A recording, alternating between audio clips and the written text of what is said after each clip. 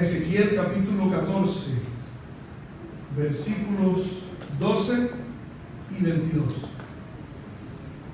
Y ahí parece como que está un poco inconclusa la lectura, pero vamos a concluir durante el tema. Vino a mí palabra de Jehová diciendo, ¿quién está hablando aquí? Jehová. Quiere decir, esto no es una interpretación privada, esto no es una opinión personal. Esto que voy a leer es palabra de Jehová. Y dijo, diciendo, hijo de hombre, cuando la tierra pecare contra mí, rebelándose pérfidamente, y extendiere yo mi mano sobre ella, y le quebrantare el sustento del pan, y enviare en ella hambre, y cortare de ella hombres y bestias. El versículo 22 dice, sin embargo, he aquí quedará en ella un remanente, hijos e hijas, que serán llevados fuera. He aquí que ellos vendrán a vosotros, y veréis su camino y sus hechos, y seréis consolados del mal que hice venir sobre Jerusalén, de todas las cosas que traje sobre ella.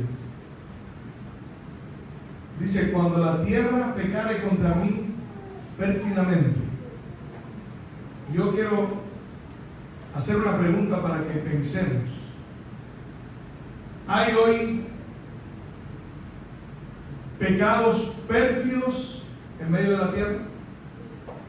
¿Será que el tiempo del que estaba hablando Dios a Ezequiel, y por tanto Ezequiel a nosotros, no era solamente un tiempo que aplicaba a la destrucción de Jerusalén, sino que era un tiempo que aplica directamente a nuestros días? Yo creo que estamos viviendo justamente en el tiempo que describe el profeta Ezequiel. Un tiempo en que la tierra peca pérfidamente. Un tiempo en que el pecado se ha vuelto algo tan familiar que hasta nosotros nos hemos involucrado de cierta forma con él. Un tiempo en el que vemos cosas que en otro tiempo eran abiertamente malas, eran abiertamente pecados, eran abiertamente cosas que sabíamos que no agradaban a Dios, y sin embargo hoy las vemos como parte de las historias, de las películas que vemos, de las canciones que escuchamos, de las cosas que enseñan los maestros en las escuelas. Aún están mezcladas con los sermones que se predican dentro de la iglesia. La Biblia dice en Primera de Timoteo, quiero invitarles a buscar Primera de Timoteo, el apóstol Pablo hablando a Timoteo, en Segunda de Timoteo.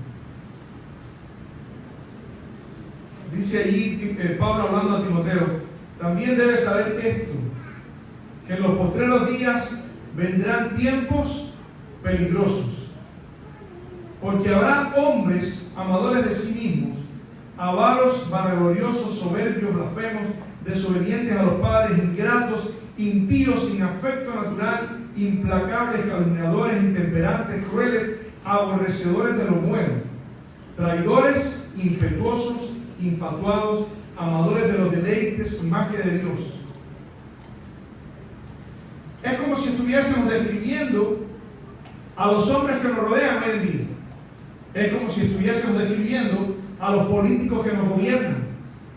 Es como si estuviésemos describiendo a los autores de las películas de Hollywood, a los cantantes de reggaetón de hoy en día. Sí han escuchado, ¿cuántos han escuchado? Bueno, para qué mencionarlo, para no darle promoción, pero tenemos conejos malos hoy en día que hablan cosas terribles, como si fueran lobos. Y es curioso porque la Biblia dice que tendrán apariencia de piedad. ¿Cómo puede haber un conejo malo? ¿No se dan cuenta que hay un mensaje bíblico aquí? Apariencia de piedad, pero hablan como dragón. Apariencia de cordero, pero hablan como dragón. Entonces, se aplica lo que el apóstol Santiago dice: ¿cómo puede de una misma fuente salir agua dulce y agua amarga? ¿Cómo puede una persona hablar de una forma y vivir de otra? Y hoy en día ya no nos sorprendemos de las cosas que podemos ver. Podemos ver hombres que se identifican como perros, que viven como perros, que comen comida de perros. Podemos ver hombres que se identifican como niñas. Un hombre de 50 años es capaz de identificarse con una niña de 3. Perdón, no identificarse con, sino como una niña de 3. Pero lo más loco es que hay padres que pueden ser capaces de adoptar a esa niña de 3 años. Quiere decir, a un hombre de 50 años que se cree niña de 3 años, pero padres que dicen, sí, yo la voy a adoptar, ella es una niña pequeña. Y la Biblia describe estos tiempos como el tiempo en que los hombres llamarían a lo bueno malo y lo malo bueno. Yo te pregunto, como estaba diciendo alguien esta mañana, y estaba hablando de hermano también, creo que fue una hermana que estaba sentada aquí, dijo, todas estas cosas se están cumpliendo. Hay que estar ciego para mirar en un libro que fue escrito hace más de 2000 años y no darse cuenta de que hay algo aquí para mirar. Ahora, la situación se complica porque el apóstol Pablo y el profeta Ezequiel no solamente hablan a la gente de afuera. Es más, la mayor parte del tiempo ellos no están hablando de la gente del mundo. Ellos están hablando de la gente de adentro. ¿Saben? Cuando yo entré a la iglesia en ese tiempo, en el año 96, yo recuerdo, nosotros estudiábamos en la Escuela Nacional de Arte y vivíamos como cualquier persona en este mundo, sin Dios, viviendo, como dice Pablo, en la voluntad de nuestra mente y de nuestra carne, los deseos de nuestra carne, vivíamos así. Y cuando yo comencé a ir a la iglesia, comencé a vivir algo que yo realmente no conocía. Era algo que para mí era totalmente desconocido. La forma en la que las personas se vestían, la forma en la que las personas hablaban, el saludo que te daban en la puerta, ¿se acuerdan que antes ponían una silla aquí? Y algunos hermanos se quedaban dormidos, eso es verdad, pero era solemne cuando usted entraba a la iglesia y cantaban el himno y se ponían de pie. A mí, que en ese tiempo entré a la iglesia nuevo, para mí era algo cautivante, era algo completamente diferente, era algo que transmitía la solemnidad de un mundo que nosotros no conocíamos, el mundo del Dios invisible. Tristemente, esas cosas hoy en día, aún dentro de la iglesia, es más, dentro de la iglesia, son motivo de burla, motivo de escándalo. ¿Cómo eran tan fariseos? ¿Cómo eran tan fanáticos? ¿Cómo eran tan...? Y yo no digo que no hayan sido, porque ciertamente había hermanos que eran muy fariseos, eran muy fanáticos, pero eran muy fariseos y muy fanáticos muchas veces porque eran todo lo que conocían. Yo recuerdo personas pararse en el púlpito y decir, porque cuando usted llegaba antes a la iglesia tenía un hermanito que lo saludaba y le decía, hola hermano, ¿cómo está? Y era motivo de eso, como un motivo de burla. Cuando yo pienso en ese hermanito, ¿sabe lo que pienso? Pienso en alguien que venía del mundo, que nunca había visto cómo tratar con amor a una persona, y vio a alguien que estaba haciendo eso y dijo, así se comportan los cristianos. Y yo quiero ser cristiano. Y estaban tratando de hacer lo mejor que podían. La iglesia era un lugar donde usted llegaba y, como dijo la hermana en la oración, salía diferente. Amén. Lo que pasa es que el tiempo comenzó a caminar y comenzamos a tener un poco más de visibilidad y nos empezamos a dar cuenta de que los hermanos de la iglesia en aquel tiempo no los conocíamos, que ahora los conocemos. Y es como el matrimonio que es infiel, la esposa va y pasa un tiempo con el amante y es todo perfecto. Pero cuando empiezan a relacionarse, usted se da cuenta que también tiene defectos, o que tiene algunos defectos que son peores que los de su esposo. Y cuando comenzamos a relacionarnos con la iglesia, nos dimos cuenta que la iglesia no es un lugar de gente perfecta, es un lugar donde hay personas que necesitan tanto de Dios como tú. Es un lugar de personas que vienen aquí porque necesitan de Dios. Y es más, el otro día escuché a alguien poniendo un comentario en Facebook que decía, tanto que estudia la Biblia, tanto que hablan de amor, tanto que estudian profecía, tanto, y al final no tienen amor. Por eso es que yo prefiero. ¿Sabes lo que dice la Biblia? A esas personas que no tienen amor, a esas personas que tratan de ser cristianos, que cometen errores, que en su casa tienen problemas, pero que siguen luchando, la Biblia dice, el consejo no es deja de estudiar la Biblia. El consejo no es deja de estudiar la profecía. El consejo es ¿con qué limpiará el joven su camino? Con guardar su palabra.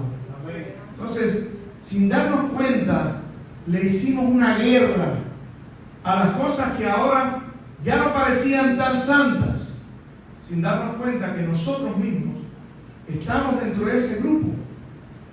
Alguien dijo una vez a una persona, yo no voy a la iglesia porque allí hay mucha gente hipócrita. Y el hombre le dijo, cuando encuentres una y tú entres, va a dejar de no tener a alguien hipócrita, porque el primer hipócrita eres tú. Cuando entres a un lugar donde todos son santos y perfectos, tú lo vas a dañar, porque el primer pecador eres tú. O sea, yo no estoy hablando mal de la iglesia en esta mañana, pero la Biblia dice que vendría un tiempo difícil, un tiempo en que el mal tendría tanta fuerza, la maldad estaría tan esparcida sobre el mundo que aún la iglesia iba a recibir sus consecuencias inevitables. Un ejemplo, hay un texto donde dice Jesús, si aquellos días no fuesen acortados, nadie sería salvo. Y casi todas las cosas que Jesús dijo son citas que de alguna forma están en el Antiguo Testamento. Por eso yo quiero ir al lugar donde creo, es mi opinión, que Jesús se estaba refiriendo, y es el mundo antediluviano. Y allí dice que Dios dijo, no contenderá mi espíritu para siempre con el hombre. ¿Será sus días cuánto? 120 años. Es el único lugar donde dice que Dios acortó los días. Y es el único lugar donde yo creo que si Dios no acorta los días, nadie hubiera sido salvo. Porque la Biblia dice que Dios salvó por agua al mundo antediluviano. No lo salvó del agua. O sea, todos pensamos, Dios mandó un barco y por ese barco salvó a Noé. No, Dios mandó un diluvio y por ese diluvio salvó a Noé. Dice, ¿cómo que mandó un diluvio para salvar a Noé? Sí, porque el mal del mundo de ese tiempo se había metido dentro de la familia de Noé también. Y si Noé no recibe la bendición del diluvio, que es lo que las personas a veces no entienden, nadie se hubiera salvado. Ni Noé. Uno de sus hijos es el padre de los cananeos, el pueblo que Dios tuvo que mandar a destruir a todo el mundo por las cosas que hacían. Eso, ¿de dónde lo aprendió? Del mundo en el que él vivía. Él fue la conexión del pecado, de la maldad aprendida entre el mundo que fue destruido y el mundo que comenzaba a florecer. Cam. Pero no se queda ahí. Noé se bajó del arca, ¿qué hizo? Sembró una viña, una mata de uva, ¿no? Y allá hizo el vino y se emborrachó. Pero una borrachera tan grande que no se dio cuenta de lo que pasó, de la gente que lo rodeaba y las cosas que su hijo le hizo. Otra historia que habla muy parecido de esto es la historia de Lot. Y la Biblia dice en Judas, dice, aquel justo clamaba día y noche por las abominaciones que él veía. Dice, ¿por quién clamaba? ¿Por ellos? No, él clamaba no por ellos, clamaba por él. Porque si los ángeles no vienen y los sacan, si Dios no manda a destruir esa ciudad, ni él se salva. Y la muestra de eso es que su esposa se convirtió en una estatua de sal, porque su corazón estaba ¿dónde? En otro lugar. Las hijas lo emborracharon y se acostaron con él. ¿Dónde estaba el corazón de sus hijas? Allá también. Y él se emborrachó, porque nadie me va a dar vino a mí si yo no tomo. Si Dios, es más, la historia dice que Jesús mismo, el ángel de Jehová mismo, tuvo que venir y tomarlo por la mano y sacarlo. Y estoy contando esta historia para que entiendan. No estoy tratando de saltar de una historia para otra, solamente quiero que entiendan qué es lo que hay en común entre nuestro mundo y esas dos historias. Es más, es una manera de mostrar para nuestros días lo que está a punto de suceder o lo que ya está sucediendo. Por eso Jesús dijo, como en los días antes del diluvio, así será también la venida del Hijo del Hombre. Comían, bebían, compraban, sembraban. ¿Quiénes? ¿Quiénes? Los hijos de Dios también. Los hijos de Dios. Ahí estaban los hijos de Dios. Dice que cuando los hijos de los hombres se unieron a las hijas los hijos de Dios se unieron a las hijas de los hombres, Dios dijo, hasta aquí.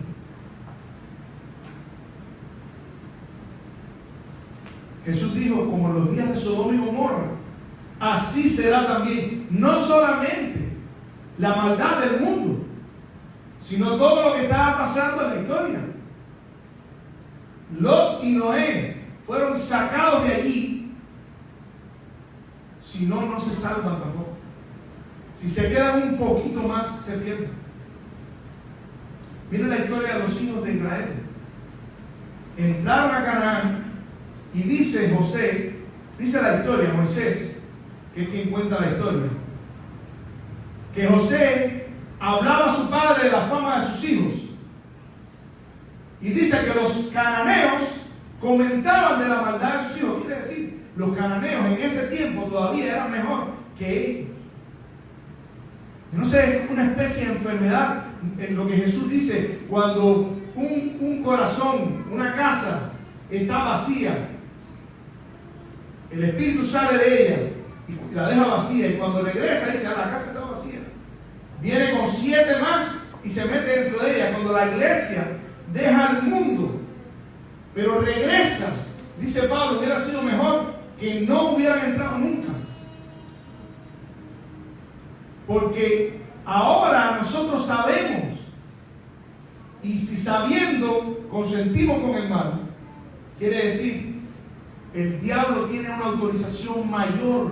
Lo que quiero que entiendas que está pasando aquí es, Dios está tratando de salvarte en este mundo y para la vida eterna. Y nosotros estamos confabulados muchas veces con el diablo para perdernos. Por eso Jesús dice, mirad por vosotros mismos, que vuestros corazones no se carguen de glotonería, de embriaguez, de los afanes de esta vida. ¿No era eso lo que tenía Lot? ¿No era eso lo que pasaba en el mundo antediluviano? Y venga aquel día de repente sobre vosotros. Orad que seáis tenidos por dignos de escapar de estas cosas y de estar en pie delante del Hijo del Hombre. Anoche, pensando en estas cosas, durante la semana para predicar, anoche tuve un sueño. Y yo no estoy diciendo que haya sido un sueño profético ni nada, y yo no me considero profeta, ¿verdad? Pero anoche soñé que yo estaba en un lugar así como Pongo. Es un pueblo en Cuba que es de campo, que no sé si ustedes saben, pero allá cuando la tierra, hay tierra que es medio barrosa, de barro, algo así, cuando el agua pasa, a veces hace canales por el medio de esa tierra. Y había una cerca, yo recuerdo claramente el sueño, había una cerca, yo me bajé de un camión en el que yo andaba, y de pronto veo que hay alguien que viene manejando una camioneta, como si fuera una camioneta de esas camionetas americanas viejas, y él viene manejando, pero yo veo que las gomas se están metiendo por entre esos surcos así, y yo pensé, se va a quedar estancado ahí. Pero de pronto, como lo veo que sigue avanzando en el sueño, yo digo, seguramente la camioneta tiene doble fuerza, es 4x4, y yo pensando en el sueño, y veo que continúa avanzando y avanzando y avanzando, pero cuando yo vuelvo a mirar, estaba avanzando, pero el fango estaba hasta arriba, el fango caminaba, era como si fuese un mar de fango, estaba caminando por arriba del capó así, y yo traté de acercarme, yo pensaba que era un hombre el que estaba manejando cuando yo vi la camioneta de lejos, pero cuando me acerco para intentar ayudar, me doy cuenta que era una mujer. Era una mujer, recuerdo así su carita, con una carita redonda, los ojitos medio hundidos así, como si fuese una persona mayor.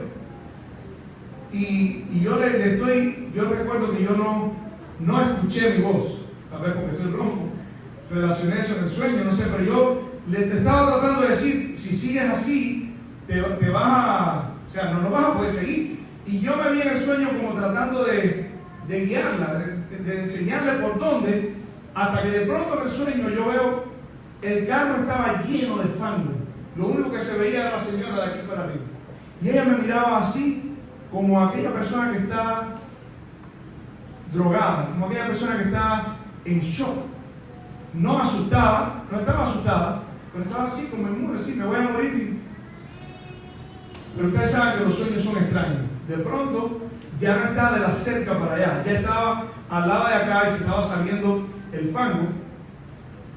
Y yo dije, bueno, me voy a ir, pero ahora, cuando yo salgo en el sueño, yo recuerdo claramente que estaba desnudo. Yo estaba desnudo. Y salí corriendo, tapándome así, al mismo lugar de donde ya había salido un camión, yo no sé qué cosa era. El asunto es que de pronto ya yo estaba solo y pensé, no tengo teléfono, estoy solo en este lugar, no tengo cómo comunicarme con nadie. Pero el punto de ver a la señora así y verme desnudo me hizo pensar, hoy por la mañana, bueno, en el sueño fue terrible, después al final del sueño, todo estaba bien, mi teléfono estaba conmigo, yo tenía ropa puesta, o sea, fue algo bien extraño. Pero como voy a predicar, estaba predicando de esto hoy, iba a predicar sobre esto hoy. Y dije, tal vez puedo hacer de esto un paralelo. La iglesia, que en la Biblia es la mujer, a veces está de fango hasta el cuello. Está de fango hasta el cuello. Vivimos justo antes de la venida de Jesús y estamos de fango hasta el cuello. Nuestro carácter continúa siendo exactamente el mismo. Nuestras derrotas continúan siendo exactamente las mismas. Pero sin embargo, nuestro esfuerzo no es proporcional a nuestra necesidad. Y qué casualidad, yo digo casualidad porque no pienso, no sé si esto haya sido un sueño de Dios o si simplemente se me dio para hablar de esto. Pero la Biblia dice, yo conozco tus obras, que no eres frío ni caliente. Ojalá fuese frío. Pero por cuanto no eres ni frío ni caliente, sino tibio, te vomitaré de mi boca. Dice, porque tú dices, yo soy rico y me he enriquecido y de ninguna cosa tengo necesidad. Y aquí viene la parte triste. No sabes que eres un desventurado, pobre, ciego y desnudo. ¿Sabes lo que me hizo pensar cuando tuve el sueño? Sí, la iglesia está hasta el cuello, pero yo estoy peor. Estoy desnudo. Y yo no estoy hablando aquí hoy como el predicador de los siglos. Estoy teniendo una conversación contigo. Es más, cuando yo llegué hoy, hay personas que son visitas aquí. Yo vi la visita y dije, ¿cómo voy a predicar esto ahora? Porque es un mensaje fuerte, aunque tiene un final feliz. Pero entonces escuché al hermano hablando lo que estaba hablando.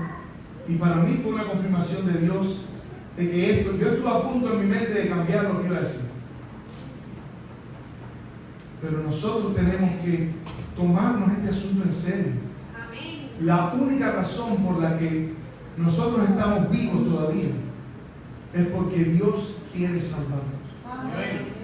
La única razón por la que realmente deberíamos venir a la iglesia es porque venimos a escuchar cuáles son los métodos de Dios para ser salvos. Que seamos diferentes al mundo. Eso es lo que Dios quiere. Que tengamos métodos diferentes, que escuchemos música diferente, que nos vistamos diferente, que comamos diferente. Eso es lo que la Biblia enseña. Por eso la Biblia dice, el mundo no puede aborreceros. Perdón, el mundo no puede amaros, porque yo os escogí del mundo. Si vosotros fueseis del mundo, el mundo os amaría. Ahora mi pregunta es, ¿cómo está la iglesia con el mundo? ¿Se aman? ¿Hay una bonita relación? Sí, hay una bonita relación. El mundo no aborrece a la iglesia. Por lo menos en la iglesia que yo conozco. Hay lugares en el mundo donde la iglesia está siendo perseguida. Porque aquí no queremos ser tan extremistas. Y yo te quiero decir, como mismo te estoy diciendo esto, te voy a decir lo otro. Tengan mucho cuidado. Los que se creen que están mejor que la iglesia. Yo tengo amigos que me mandan todo el tiempo una cantidad de videos. Es todo lo malo que hace la iglesia. Es como la iglesia oye música mala, videos de cómo la iglesia danza, videos de cómo la iglesia come, videos de cómo la iglesia hace, cómo la iglesia deshace. Yo te quiero decir algo. Cristo le habla a la iglesia con fuerza, pero es su iglesia.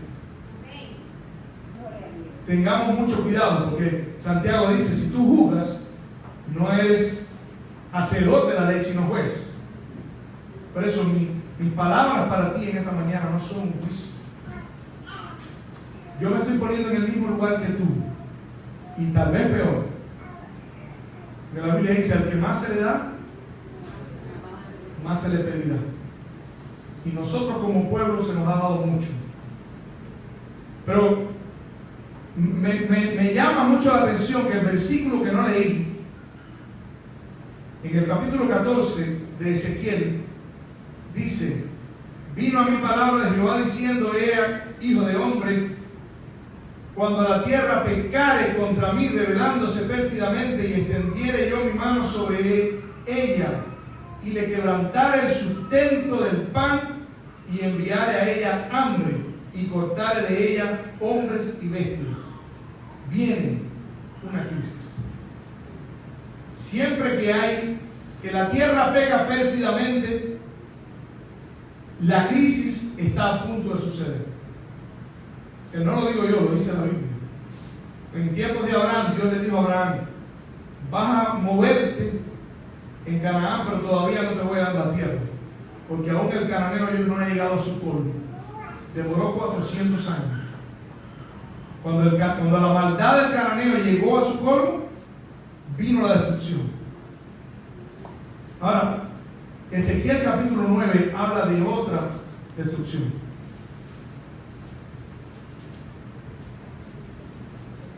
Dice que voy a describir un pedazo, que él vio venir a 7 personas.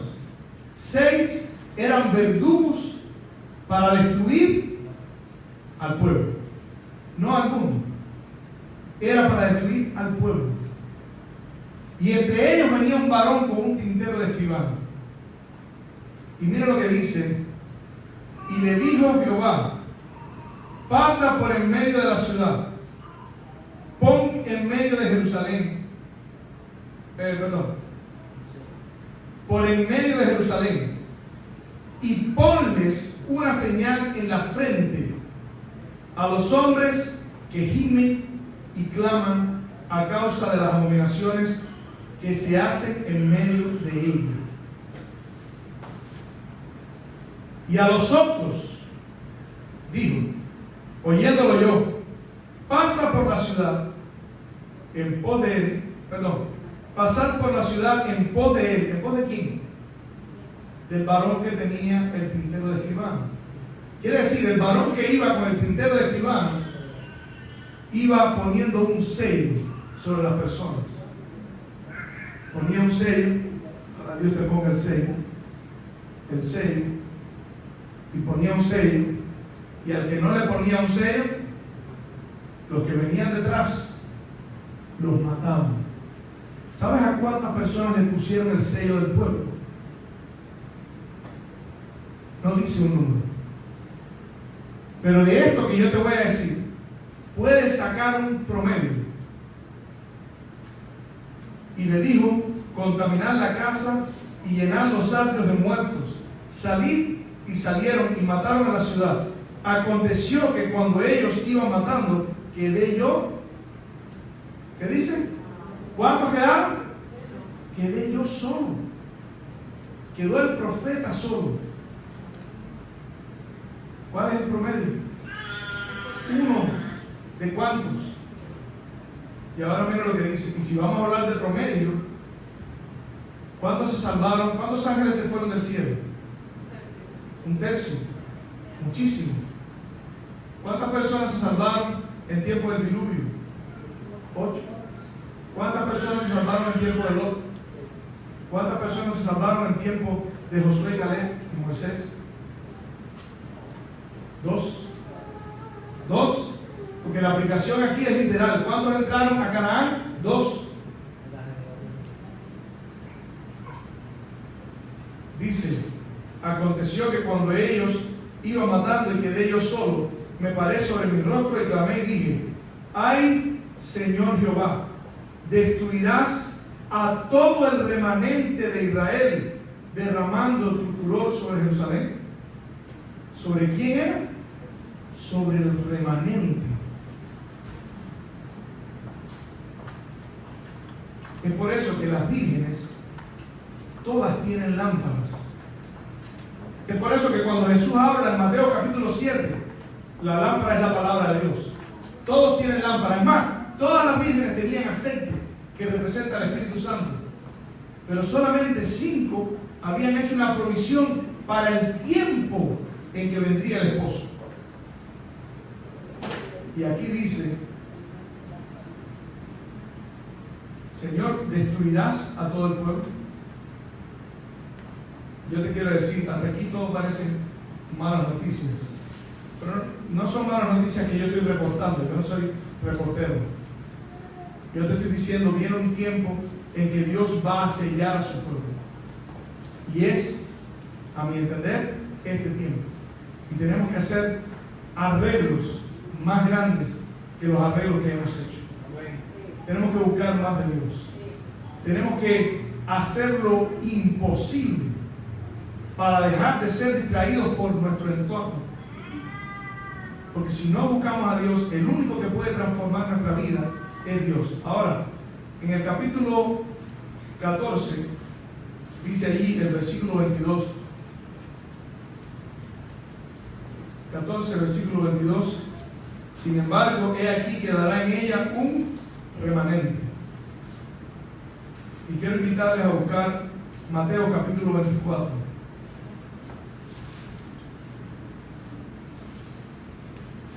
Mateo capítulo 24, versículo 21. Porque habrá entonces gran tribulación, cual no la ha habido desde el principio del mundo hasta ahora, ni la habrá. Y si aquellos días no fuesen acortados, nadie sería salvo. Entonces ese nadie suena como se va a perder todo el mundo. Pero eso no es lo que dice la Biblia. La Biblia dice: mas por causa de los escogidos, aquellos días serán acortados. Yo te quiero decir en esta mañana, tenemos un problema. El mal está a un nivel tan alto en este mundo que no nos damos cuenta cuál es la gravedad de la situación. Pero yo quiero decirte en esta mañana, hay esperanza. Si tú te refugias en Cristo, si tú buscas de Dios, si tú estudias su palabra, si tú le entregas tu corazón, tú puedes tener la seguridad de que Dios va a cortar los tiempos por amor a ti. En el capítulo 18 del Evangelio según San Lucas dice hablando de la viuda y el juez injusto. Sin embargo, porque esta viuda me es molesta. ¿Cuál era el nivel de persistencia? ¿Cuál era la insistencia de esta mujer para que el juez injusto le hiciera justicia? Día y noche, día y noche, día y noche. Y el juez dijo, esta señora me tiene a punto de perder la paciencia. Y ahora Jesús, escucha lo que dice. Y dijo el Señor, ¿quién está hablando? Jesús. Oíd lo que dijo el juez injusto. Ella me tiene cansada. Por eso Jesús dice, pedid y se os dará. Buscad y hallaréis. Llamad y se os abrirá. Porque al que busca encuentra. Al que pide se le da y al que llama se le abre.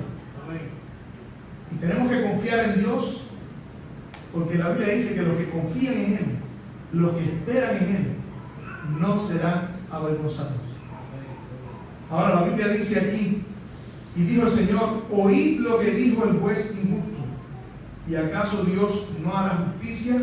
¿A quién? ¿A quién dice que le va a hacer justicia? A sus escogidos. Que claman a Él, dice Jesús, día y noche. Mi propósito en esta mañana es crear un estímulo para que tú decidas ser de esos escogidos. ¿Tenemos todo lo que necesitamos para ser salvos? Sí. Jesús dice, la Biblia dice, hoy es el día de salvación. Hoy es el día aceptable. Si oyeres hoy su voz, no endurezcáis vuestros corazones. He aquí yo estoy a la puerta y llamo. Y cuando dice, he aquí yo estoy a la puerta y llamo, está hablando de la iglesia de la Odisea, a la que le dijo, yo conozco tus obras, que eres ciego, desnudo, pobre, miserable. Quiere decir, no estamos sin esperanza. Ahora, lo que yo no puedo decirte es que las cosas están bien. No están bien. No están bien porque el termómetro de la palabra de Dios lo enseña. Y fíjense, hay una probabilidad muy pequeña de que yo esté hablando en el lugar equivocado. Porque hay personas que sí están buscando a Dios. Hay personas que sí están haciendo provisión. Y no estoy hablando de mí, estoy hablando de las vírgenes prudentes. Hay un grupo que no se sabe quién es. No son los que se visten de traje, o pueden ser los que se visten de traje. No lo podemos identificar por la forma en que caminan. No lo podemos identificar por lo que dicen, porque dice la Biblia que algunos vendrían con apariencia de piedad, pero su vida negaría la eficacia de ellos. A la ley y el testimonio. Nuestra situación no es desesperada. Yo quiero decir, entre paréntesis, porque lo digo con mi experiencia, las personas que buscan de Dios, las personas que están buscando de Dios, tienen una lucha diaria contra sí mismos. No tienen tiempo para mirar lo que los demás hacen. No tienen tiempo para ver cuán mala es la iglesia o cuán bueno es el otro. Están tan inmersos en su problema y en su situación y en su anhelo de ser salvos, que lo único que piensan es cómo pueden vencer el pecado de su propia vida. Y esa debe ser nuestra responsabilidad diaria.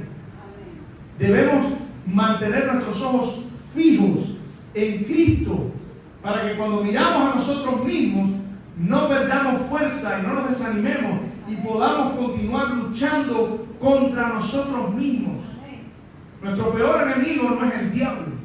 Ese es nuestro segundo peor enemigo. Nuestro primero peor enemigo somos nosotros. Soy yo.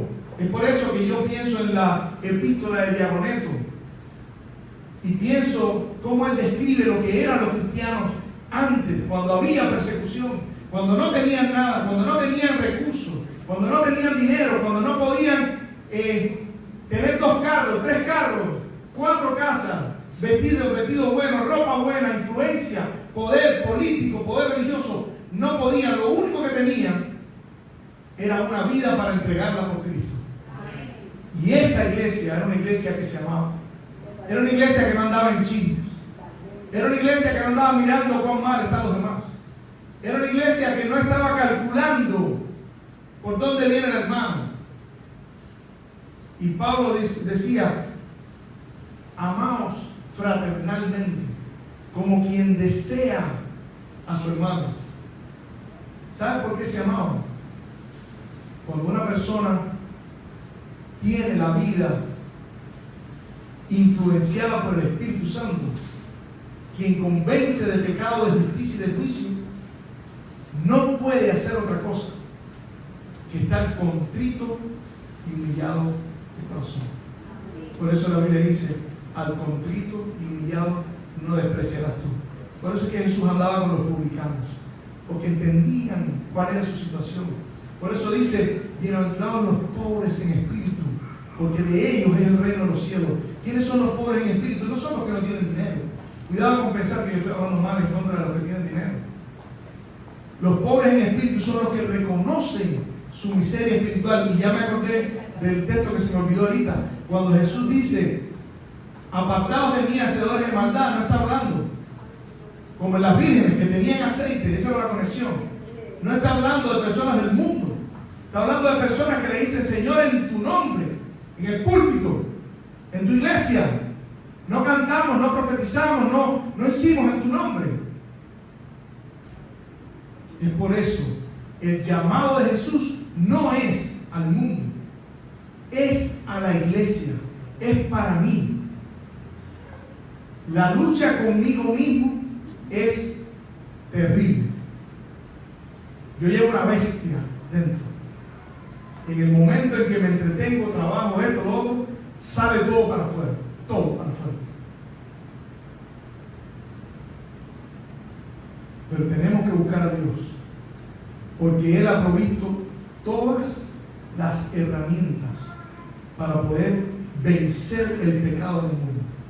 Por eso Juan le dice a los apóstoles no, a la iglesia, le dice, hijitos, os escribo a vosotros porque habéis vencido al maligno.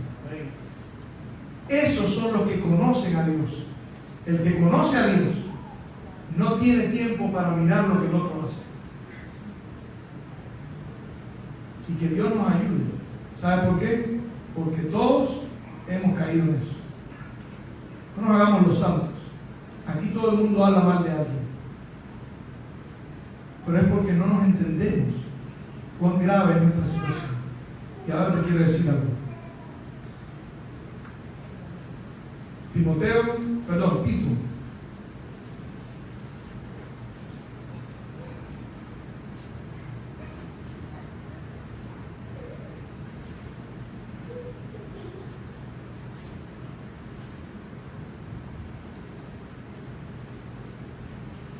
Tito capítulo 2, versículo 11, dice, porque la gracia de Dios se ha manifestado para salvación. Escúchame, yo te quiero decir, si tú te sientes infeliz, y escucha, porque aquí todo el mundo alguien se siente infeliz alguna vez. Si tú te sientes infeliz, yo quiero decirte, ven a la iglesia.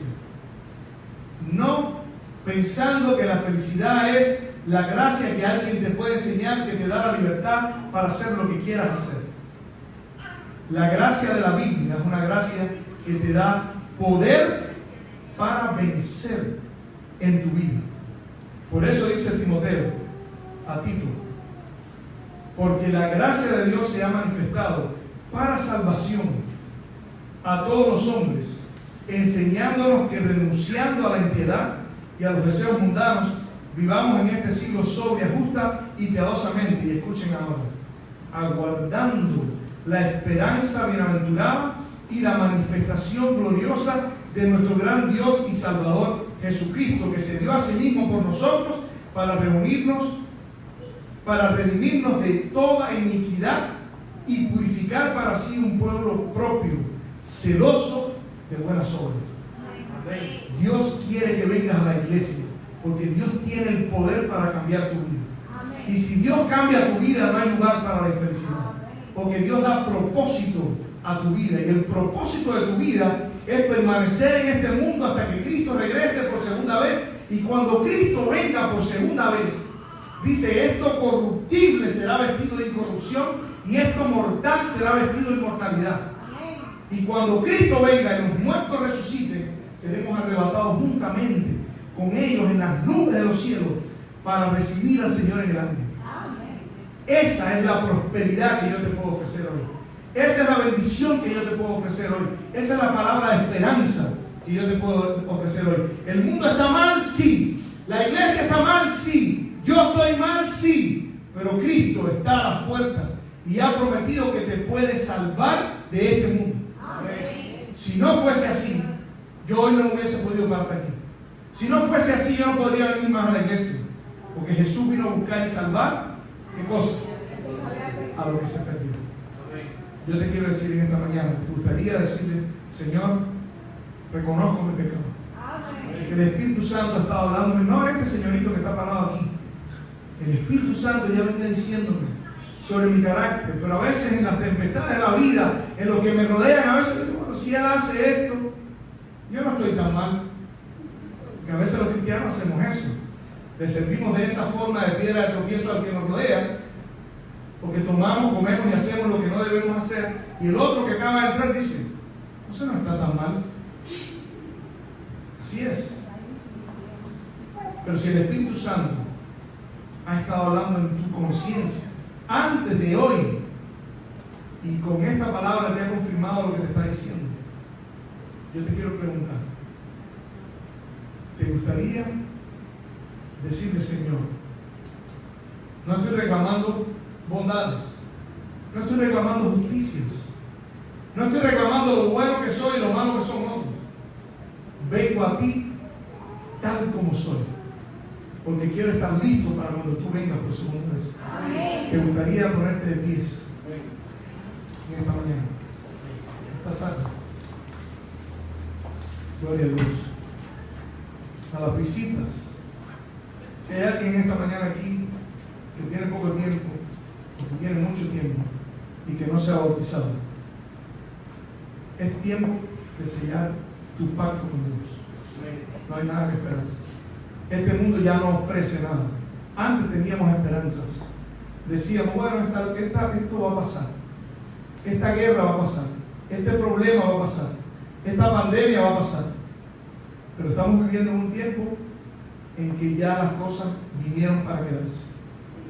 Porque Jesús está regresando.